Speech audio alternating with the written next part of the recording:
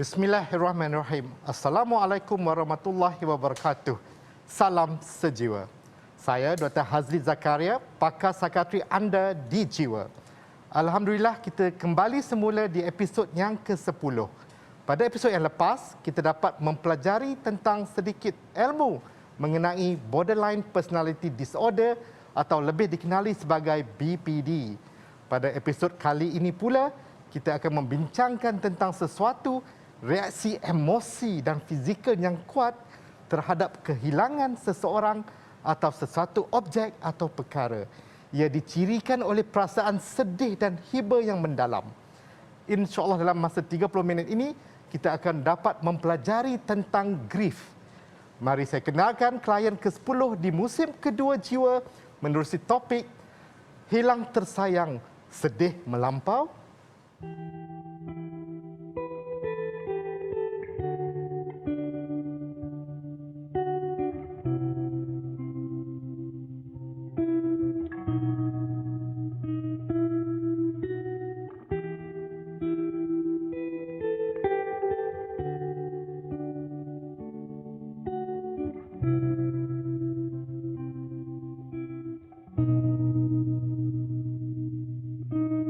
Studio kita ada Dr. Nur Iwana Haji Abdul Taib berusia 32 tahun.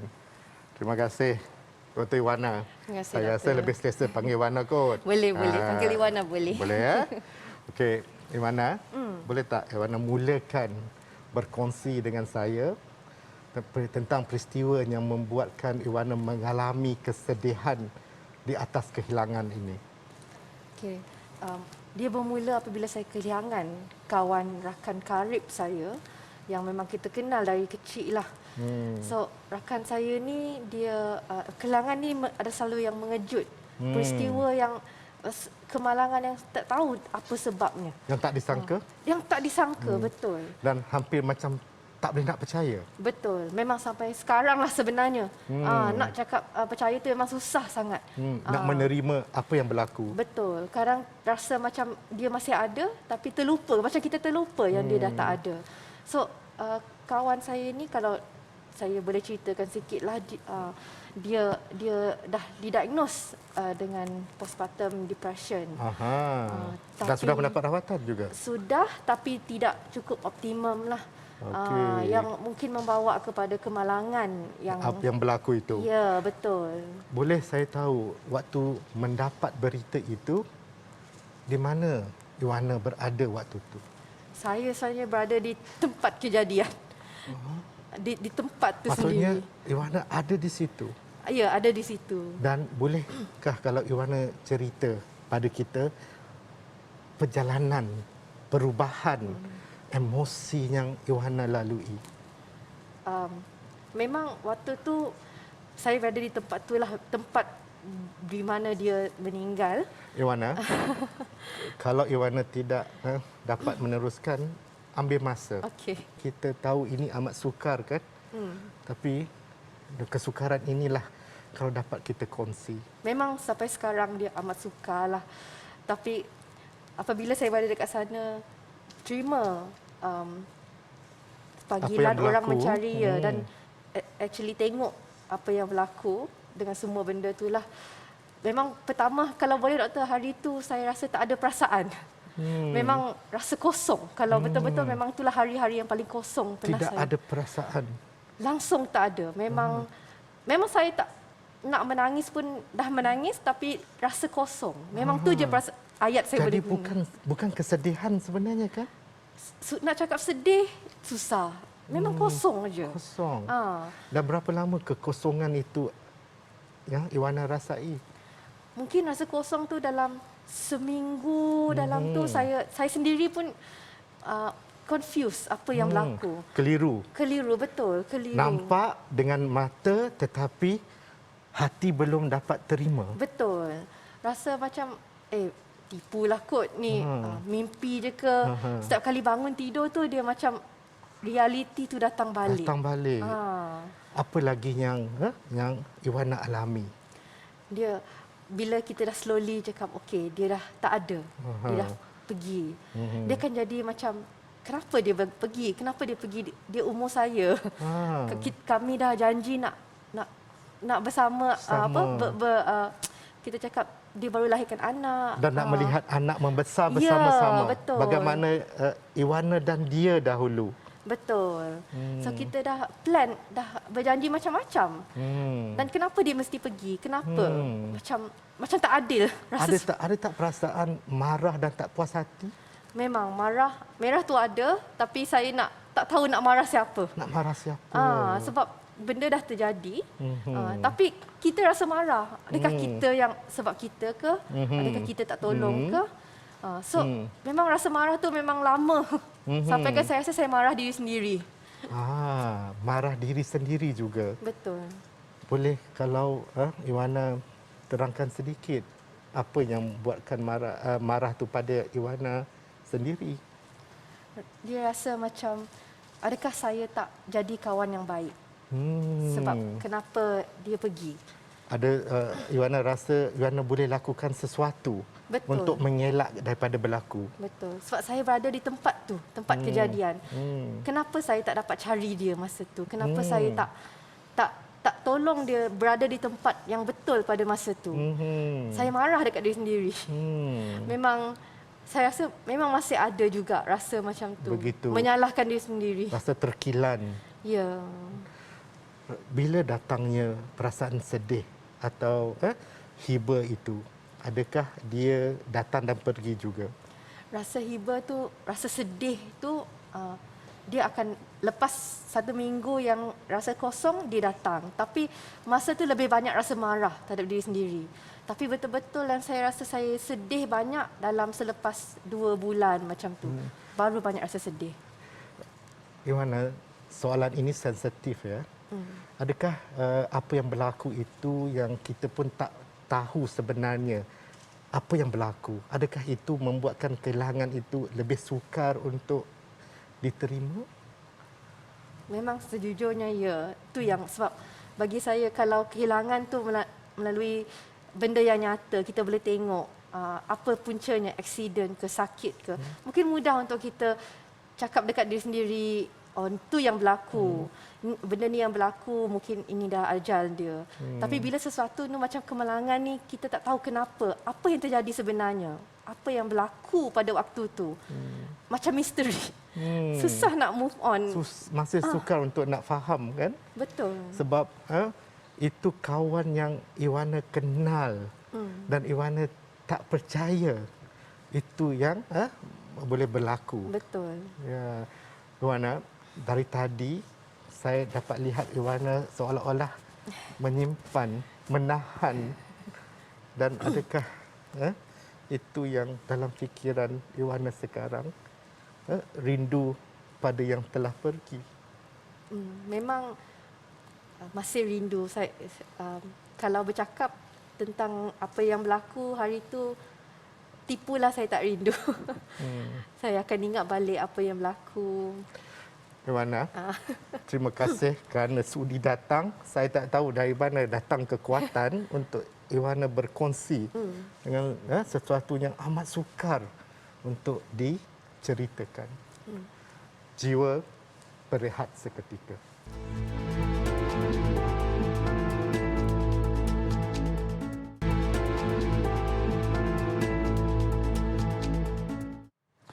Alhamdulillah, kita kembali dalam Jiwa. Bagi segmen kedua, saya menjelaskan lebih lanjut berkenaan grief dan stages grief yang mendorong kepada prolonged grief disorder. Grief adalah satu yang normal, reaksi kita selepas kita kehilangan orang yang kita sayang, sesuatu yang kita sayang. Dan kita akan mengalami fasa daripada marah dan denial, kita kata itu. Yang mana kita tidak percaya benda itu berlaku. Kemudian kita pergi ke fasa di mana orang itu akan bargaining. Kita cuba untuk mencari rasa kenapa benda itu berlaku dan apa yang kita boleh lakukan untuk mengelak daripada terjadi. Kemudian fasa kesedihan dan akhirnya penerimaan. Tetapi grief ini bukanlah daripada satu fasa begitu mudah dan boleh pergi daripada satu ke fasa yang seterusnya dan datang balik. Dan grief ini berlaku kepada semua, tetapi pengalamannya berbeza. Iwana, Iwana sendiri seorang doktor kan? Dan bakal menjadi pakar psikiatri. InsyaAllah. Ada tak datang dalam fikiran Iwana sahabat yang diuji dengan postpartum depression, kemurungan selepas bersalin? Tidakkah datang dalam fikiran, kenapa aku tak lakukan sesuatu? Di manakah aku? Tak sedarkah apa yang boleh dilakukan? Itu adalah salah satu fikiran yang bermain banyak kali dalam fikiran saya lah. Sebab sebagai kawan, adakah saya bukan kawan yang baik sampai dia mengalami postpartum depression? Dan sebagai doktor, lagi-lagi dalam bidang ni kan, bidang psikiatri, adakah saya tak bantu kawan saya tak tersedar yang dia tu sebenarnya memang tak sihat? Dan adakah saya bukan seorang doktor yang baik? Dan sudah gagal. Ya. Bukan sekadar gagal sebagai seorang kawan dan juga gagal sebagai seorang profesional. Betul. Ada tak sesiapa yang membuatkan Iwana terkesan lagi? Adalah perkataan dari orang sekeliling, terutamanya dekat bila berita yang tu berlaku, orang akan beritahu, oh, you tak jadi kawan dia yang baik ke? Sebab tu dia jadi macam ni, sebab tu dia depressed. You doktor, you tahu, you takkan you Ya. tak perasan kot. Betul. So, dengar ayat-ayat, kata-kata orang macam tu, Apa kesannya pada Iwana? saya pada masa tu, doktor, saya rasa saya bersetuju dekat diorang. Mungkin saya bukan kawan yang baik. Mungkin saya bukan doktor yang baik. So, saya marah dekat diri sendiri. Dahlah marah, dahlah rasa bersalah. Betul. So, bila orang cakap macam tu, kita tak marah dekat dia. Kita marah. Mungkin yes, memang betul lah kot. Saya yang salah. Saya yang tak bagus. Adakah Iwana juga mengalami kesedihan yang melampau itu yang berkaitan dengan grief ini? Betul, memang ada. Susah sangat saya nak happy. Saya rasa memang kalau nak cakapkan dalam satu hari tu, memang saya akan rasa sedih je. Nak buatlah apa-apa yang saya suka. Memang takkan happy langsung.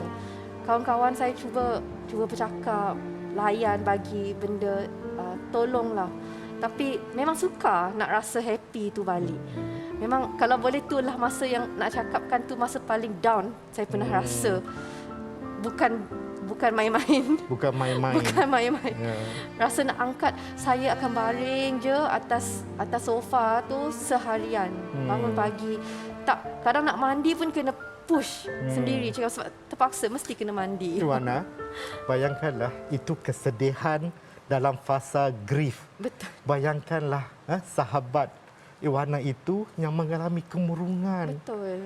Kalau Iwana sendiri tidak mahu buat apa-apa, ini kan pula beliau yang baru saja melahirkan anak. Betul. Dan diuji pula dengan kemurungan. Betul. Dan itu amat mencabar. Betul. Bila kita rasa sendiri kemurungan tu. Kehilangan disebabkan oleh sesuatu yang kita macam bukan kita cakap secara general juga kan, yang sudah tahu dia ni ada kemurungan dan kemudian benda itu berlaku. Tidakkah kita fikir tak dapat sedarkah apakah yang petanda-petanda yang kita boleh baca? Dari segi pengalaman saya sendiri, memang secara jujur pun saya rasa saya sendiri pun termiss tanda-tanda awal sebelum rakan saya tu beritahu sebenarnya dia ada kemurungan. So sebab dia amat dia tak senang nak tengok. Bukannya orang akan datang menangis tiba-tiba. Amat sikit je tanda-tanda dia. Mungkin mudah untuk kita termiss. Iwana, semua orang mungkin akan melaku benda yang sama. Gagal untuk mengesan apa yang kita sendiri tak perasan walaupun kita seorang doktor. Dan kalaulah Iwana boleh katakan, boleh sampaikan pesan kepada sahabat Iwana itu, apa yang Iwana mahu katakan? Kepada sahabat sahabat Ioana itu yang pergi. yang telah meninggalkan kita? Mungkin saya nak cakap, carilah saya. Mungkin jangan give up.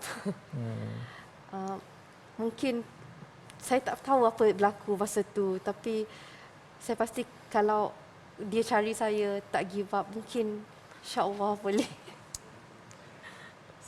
Sahabat Ioana seorang yang kuat.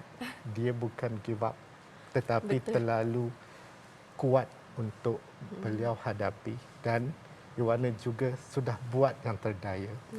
Ioana, selepas ini kita akan dapatkan sudut pandang dari Ustaz Dr. Noor Muhammad Hadi Zahalan berkenaan isu ini.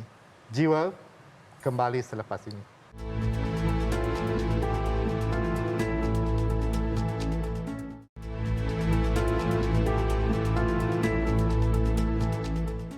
Untuk segmen terakhir, kita bersama Ustaz Dr. Noor Muhammad Hadi Zahalan yang kini berada di talian Skype sekarang. Assalamualaikum Ustaz. Waalaikumsalam warahmatullahi. Khabar? Terima kasih bersama kami di Jiwa ya Ustaz. Nanti kita minta Ustaz datang ya ke studio. Ustaz, tetamu kita pada hari ini Dr. Ioana. Dan saya ingin memberi peluang kepada Dr. Ioana sendiri mengajukan soalan kepada Ustaz. Boleh Ustaz ya? Boleh insya-Allah. Assalamualaikum Ustaz. Saya nak tanya Ustaz lah, saya kehilangan sahabat melalui postpartum depression dan ya, lebih spesifiknya melalui bunuh diri.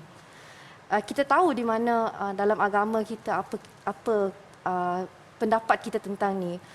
So benda ni yang bawakan saya amat suka untuk comfort fikiran saya untuk menerima pemergian arwah. Jadi macam mana Ustaz ada tak nasihat macam mana saya nak fikirkan benda ni, nak go through dan menerima benda ni? Bismillahirrahmanirrahim. Alhamdulillah, terima kasih kepada Dr. Hazli dan Dr. Ioana. Kita kena faham bahawa di dunia ni Allah Subhanahu Wa Taala berikan kepada kita ujian. Telah disebutkan di dalam Islam, hukum membunuh diri ni memang tidak dibenarkan dalam Islam. Cuma kadang-kadang kita kena tahu sebab mereka membunuh diri, kadang-kadang mereka ni tidak dapat mengawal sehingga mereka ada masalah mental. Maka ulama telah membahaskan apa yang telah disebutkan oleh pakar-pakar ketika mana hilangnya mental mereka pada waktu itu sehingga menyebabkan mereka melakukan sesuatu perkara yang di luar daripada batasan syarak. Maka kita kena tahu di dalam sebuah hadis telah diangkat baginya qalam. Maksudnya tidak dikira sebagai satu dosa sekiranya iaitu orang yang gila sehingga dia kembali akalnya. Ini berdasarkan dalam hadis Nabi. Sebab tu bagi mereka yang hilang sahabat seperti Dr. Ioana, maka kita kena tahu di dalam surah At-Taubah ayat yang ke-40 juga Allah sebut la tahzan innallaha ma'ana. Janganlah kita berduka cita, sesungguhnya Allah bersama dengan kita. Sebab tu kita kena kuatkan semangat, kita kena berikan semangat kepada ahli keluarga dan kita sentiasa berdoa kepada Allah Subhanahu Wa Taala supaya Allah berikan kerahmatan dan keredaannya insya-Allah. Saya ada satu lagi soalan Baik, untuk silakan. Ustaz. Okey. Konsep reda dan sabar tu memang indah Ustaz. Dan selalu bila kita kehilangan orang sekeliling kita akan beritahu benda tu untuk sabar, untuk reda. Tapi bila kehilangan tu amat traumatik, amat mengejut dan kita susah nak terima. Jadi macam mana Ustaz saya nak terima reda dan sabar macam ni? Ataupun apa nasihat Ustaz untuk diri saya atau orang sekeliling saya? Macam mana kita nak guna konsep ni sebaiknya? Terima kasih Ustaz. Seperti mana panduan di dalam surah Al-Imran ayat 139. Yang mana Allah Subhanahu Wa Taala berfirman wala tahinu wala tahzanu wa antumul a'lau in kuntum mu'minin.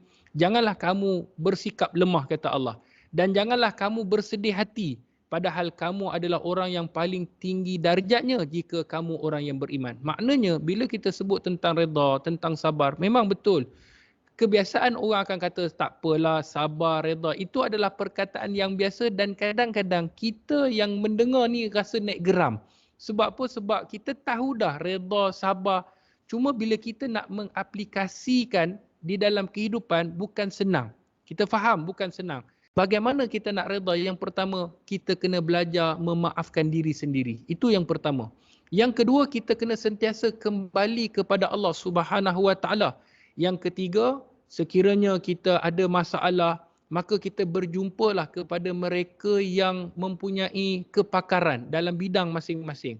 Sebab tu kita kena tahu bila nak sampai ke tahap reda ini, kita kena muhasabah diri, kita jangan salahkan diri kita kembali kepada Allah, kita jumpa pakar, mungkin sahabat-sahabat, duduk dengan sahabat-sahabat yang positif, dan yang paling penting, jangan kita putuskan amalan ibadat kita kepada Allah, maka insya-Allah reda tu akan datang apabila kita berusaha untuk mendekatkan diri kita kepada Allah Subhanahu Wa Taala. Wallahu a'lam. Terima kasih Ustaz di atas Baik, terima kasih. jawapan yang Ustaz berikan. Iwana, apakah pesanan terakhir yang Iwana nak berikan kepada penonton di luar sana yang sedang berhadapan dengan grief ini? Okey. Nasihat saya yang paling utama untuk semua orang yang sedang melalui grief ni, jangan tergesa-gesa untuk melalui semua fasa grief ni. Nak cepat bagus, nak cepat happy semula. Sebab perasaan grief ni bagi saya lah melambangkan sayang kita kepada orang yang pergi tu. Jadi ambil masa, kita akan insya-Allah kita akan grow dengan grief ni, dan harga kasih sayang ni adalah grieving sebenarnya. Dan grief ini kan Iwana tidak ada penghujungnya kan? Betul. Kerana kasih sayang itu, kerinduan itu tidak pernah hilang. Betul. Tidak pernah mati. Iwana, terima kasih kerana sudi datang ke Jiwa. Terima kasih, Doktor. Harapnya perkongsian ini memberi sedikit ilmu mengenai grief kepada penonton di luar sana, bahawa kesedihan atas kehilangan atau grief adalah pengalaman emosi yang sangat menyakitkan yang dicetus oleh sebab kehilangan pelbagai bentuk. Kehilangan contohnya gagal sebuah hubungan, hilang pekerjaan yang disayangi, hilang aset berharga, hilang sebuah impian, hilang seorang yang amat kita sayang. Tambah pula kalau kehilangan itu di luar kebiasaan. Rumusan saya pada minggu ini, grief satu perasaan yang sukar digambarkan. Bukan sekadar kesedihan atas satu kehilangan. Emosi bercampur-campur amat menyakitkan. Bukan kerana tidak dapat terima kenyataan. Bukan lemah hadapi dugaan. Bukan juga tidak redha dengan ujian. Tetapi itulah perjalanan selepas kehilangan. Harga sebuah kerinduan. Berat mata memandang, berat lagi bahu menyandang. Terkadang bukan sekadar nasihat yang dipinta, berada dekat tanpa bicara, itulah penawar jiwa yang berharga. InsyaAllah kita berjumpa lagi di episod yang akan datang dengan topik yang lebih menarik.